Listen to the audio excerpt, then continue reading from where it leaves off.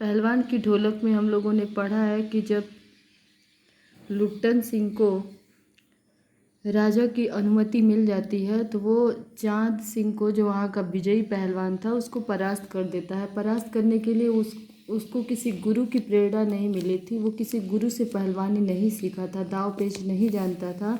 वो ढोलक की आवाज़ को ही, ढोलक के स्वर को ही अपने अनुसार, अपनी प्रेरक ध्वनि समझ लेता था और उसी का अनुसरण करके उसने चांद सिंह को परास्त कर दिया।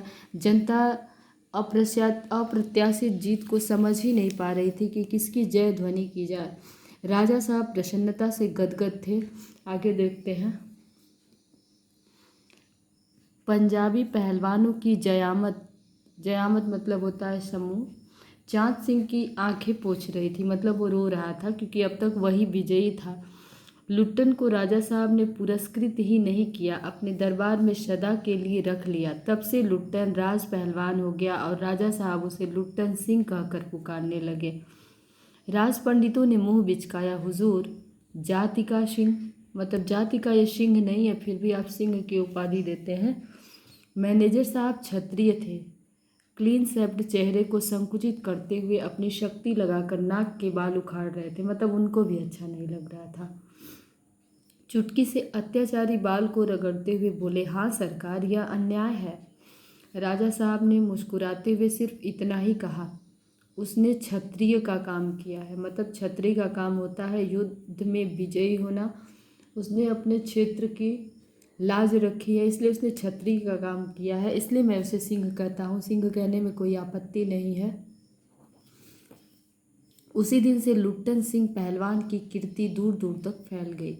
पौष्टिक भोजन और व्यायाम तथा राजा साहब की स्नेह दृष्टि से उसकी प्रसिद्धि में चार चांद लगा दिए। कुछ वर्षों में ही उसने एक एक कर सभी नामी पहलवानों को मिट्टी सुंघाकर आसमान दिखा दिया, मतलब जितने भी जाने माने पहलवान थे सबको उसने परास्त करके हमेशा के लिए विजेता हो गया।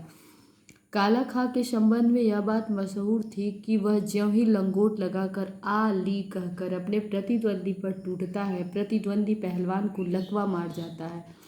लुट्टन ने उसको भी पटक कर लोगों का भ्रम दूर कर दिया। मतलब उसके बाद काला खां नाम का एक पहलवान था जिसका था कि उसके सामने कोई प्रतिद्वंदी टिकता नहीं है, उसको भी पहलवान ने पराजित कर दिया। उसके बाद से वह राज दरबार का दर्शनीय जीव ही रहा। दर्शनीय जीव इसलिए रहा, देखने वाला जीव, क्योंकि अब उसको पछाड़ने के लिए कोई पहलवान था ही नहीं और कोई उससे लड़ने का हौसला भी नहीं रखता था। चिड़िया खाने में पिंजड़े और जंजीरों को झकझोर कर बाघ दहाड़ता, हाँ ऊ सुनने वाले कहते, राजा साहब का बाघ बोला। ठाकुर बाड़े के सामने पहलवान गरजता, महावीर लोग समझ लेते पहलवान बोला। मतलब बोल रहे हैं जैसे चिड़ियाघर में राजा साहब ने अनेक जानवरों को बंद कर लिया था, उसमें जिस तरह बाघ की दहाड़ सुन करके लोग अंदाजा लगाते कि राजा साहब का बाघ बोला, उसी तरह पहलवान का अब कोई काम नहीं था। जैसे चिड़ियाघर में जानवर शोर पीछ में पड़े रहते हैं, उसी तरह पहलवान भी अब शोपीस ही बना हुआ था। जब वो मंदिर में तेज से चिल्लाता या उसकी आवाज़ लोग सुनते तो ये बोलते कि राजा का पहलवान गरज रहा है। इसके अलावा उसका और कोई काम था ही नहीं। मेलों में वह घुटनों तक लंबा चोगा पहने अस्त व्यस्त पगड़ी बांधकर मतवाले हाथी की तरह झूमता चलता। दुकानदारों को चुहल करने की सूझती। हलवाई अपनी दुकान पर बुलाता, पहलवान काका ताज़ा रसगुल्ला बना है, जब नाश्ता कर लो। पहलवान बच्चों की सी स्वाभाविक हंसी हंसकर कहता, अरे तनी मनी काहें, ले आओ 1.5 सेर, और बैठ जाता।